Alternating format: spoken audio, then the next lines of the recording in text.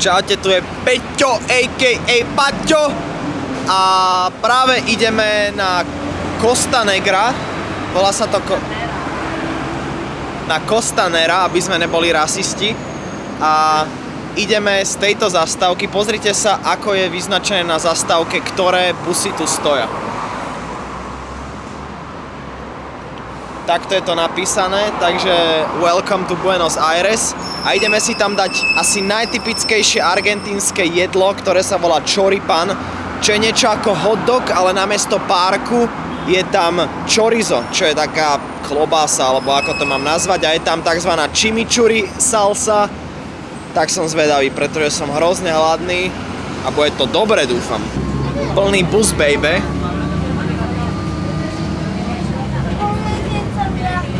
Trošku Bangladeš style, nevadí.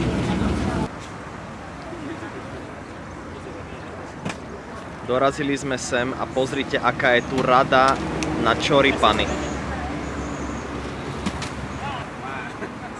Je pred nami asi 20 ľudí.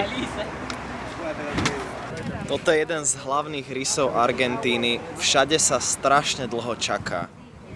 Strašne dlho. Ja si myslím, že tu budeme čakať tak 20 minút minimálne na to, aby nás obslúžili v takomto malom stánočku s občerstvením.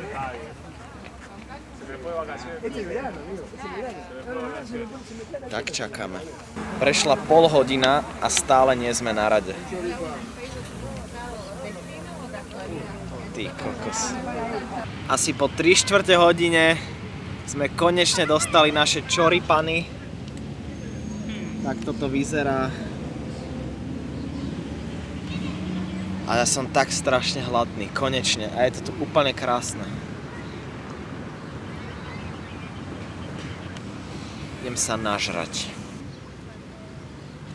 Hodne dobrý. Skvelé, skvelé.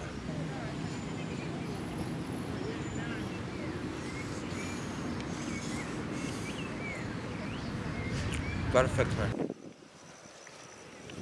Chillujeme si v parku Costanera. Je to tu krásne, je tu strašne veľa ľudí. Všetci tu hrajú futbal, skateujú na kolieskových korčuliach. Krásny argentínsky život. Sme hneď pri pláži.